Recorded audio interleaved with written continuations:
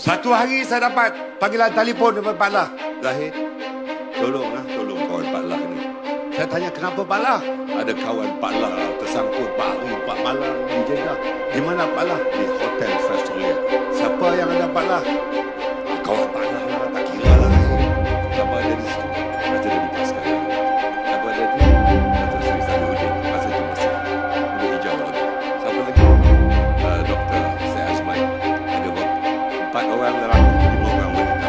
Yang wanita itu termasuk orang rumah TV2, saluran kedua.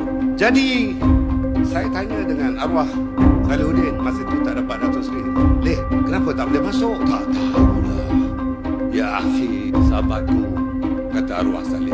Sebelum saya sambung, kita berikan sedekah Al-Fatihah kepada Dato' Seri Salahuddin Ayub. Al-Fatihah. Bila Salahuddin Ayub telefon saya, dia kata, ya Sadiqi, Syekh, tolonglah, Ana dan rombongan ni dapat jemputan daripada kerajaan Saudi untuk menunaikan haji. Bukan. Saya tanya dengan arwah Saleh Salahuddin, kalau dapat jemputan daripada kerajaan Saudi, kenapa sampai 4 malam, 4 hari 4 malam di Jeddah, di Hotel Fastolia, tak dapat masuk Mekah? Tak tahu lah, Ana pun tak tahu. Jadi Pak Lah lahirkan lagi, kira parti politik lah Zahid. Asalkan kita satu akidah, tolonglah Zahid. Jadi apa yang saya lakukan? Saya minta 2 driver tabung haji. Saya kata, tolong kawan saya ini, dia tak sebut lagi siapa nama, pergi ke Hotel Fastolia, ambil 2 kereta, satu bawa laki-laki, yang satu kereta lagi bawa 5 perempuan. Driver tabung haji ketika itu dia beritahu saya, tak boleh masuk Mekah kalau tidak ada ihramah, tidak ada visa haji. Saya kata, carilah apa pun, Pak Yunus, Pak Haji lah, asalkan sahabat saya dia boleh masuk. Apa yang 2 driver tabung haji ni buat, pergi ke Hotel Fastolia, dan rombongan itu masuklah kereta. Pergi ke mana? Pergi ke Mekah. Melalui mana? Melalui jalan-jalan yang tidak ada checkpoint, yang tidak ada sekatan untuk lepaskan jemaah yang kononnya dapat jemputan daripada kerajaan Saudi. Sampai di Mekah, arwah Saleh telefon saya balik, Salahuddin. Syekh, ya akhi, ana dah sampai Mekah, alhamdulillah, jazakallah khairan kathira. Tapi ana tak ada hotel, nak duduk mana? Kata jemputan daripada kerajaan Saudi, mesti kerajaan Saudi dah sediakan hotel. Ana tak tahulah Syekh, ana tak ada hotel. Ana punya ketua pun tak ada hotel. Jadi apa yang saya buat? Saya telefon kepada salah seorang sahabat saya yang duduk di Mekah dan mengendalikan jemaah-jemaah haji swasta. Saya beritahu dengan dia, tolonglah kawan saya ni, ada 9 orang, 4 laki-laki, 5 perempuan, nakkan hotel. Berapa bilik? Saya kata, dia orang minta 4 bilik. 2 bilik laki-laki, 2 bilik perempuan. Mana boleh, besok nak wukuf, hari ini baru nak minta bilik. Tak boleh, tak ada. Dia kata, tolonglah Syekh, tolonglah. Jemaah yang ada dengan mereka itu, mereka pindahkan hotel lain, nak kosongkan 4 bilik itu untuk rombongan tetamu haji kerajaan Saudi. Bila kereta dan rombongan itu datang, kawan saya yang di Mekah itu bagi telefon. Dia kata, Datuk, kalau saya tahulah ini kawan Datuk, saya tak bagilah bilik, kata dia. Kenapa? Saya kata, Pak Lah kata, jangan kira parti politik, jangan kira perbezaan, asal sama akidah. Siapa dia, ketua rombongan itu? Haji Hadi Awang. Dengan arwah Salahuddin Ayub, Dr. Syed Azman dan seorang lagi. Saya tak ingat.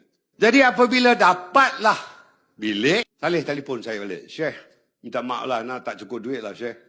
Daripada 4 bilik itu mahal sangat. 1 bilik di saat akhir, sebab 10 hari akhir sebelum wukuf, memang harga hotel di Mekah 10 kali ganda. Begitu juga sebelum Ramadan akhir. 1 bilik 60,000, anak tak cukup duit.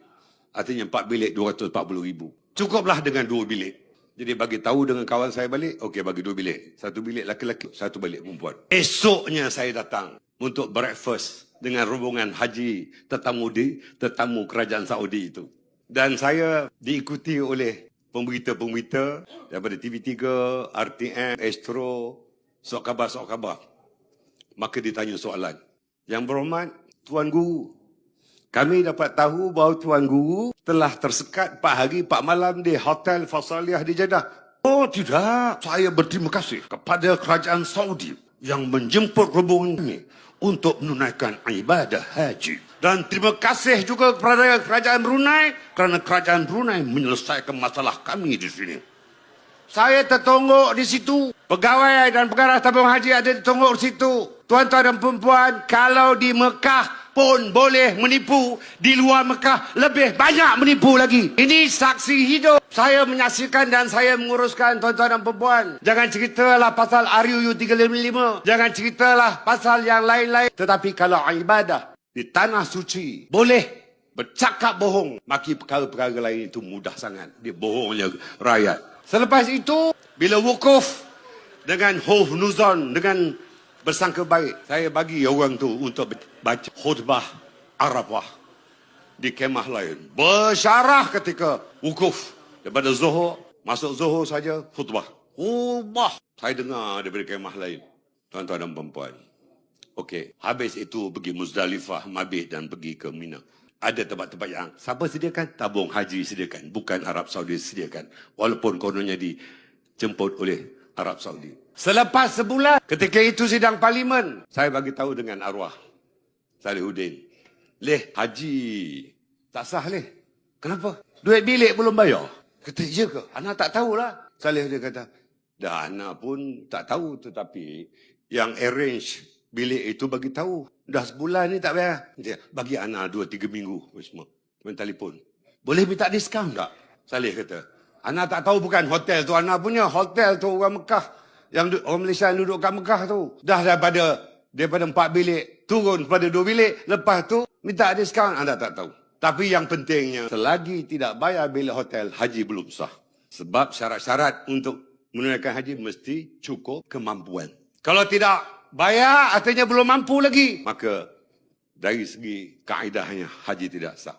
Tuan-tuan dan perempuan, saya tidak berhajat untuk menyentuh peribadi, tetapi sekadar berkongsi dengan tuan-tuan dan perempuan cerita yang sebenar. Bahawa pemimpin itu kalau bercakap mesti benar. Kalau janji mesti ditepati. Kerana al-ulama bin nasihah. Al-ulama warathul anbiya. Ulama itu mesti memberikan nasihat. Nasihat yang betul. Ulama warathul anbiya. Waris pada Nabi. Kalau sifat dan akhlak Nabi baik, itulah akhlak ulama sepatutnya. Saya yakin dengan semua ulama kecuali ulama-ulama politik yang sering menyalah tafsirkan Quran dan makna hadis.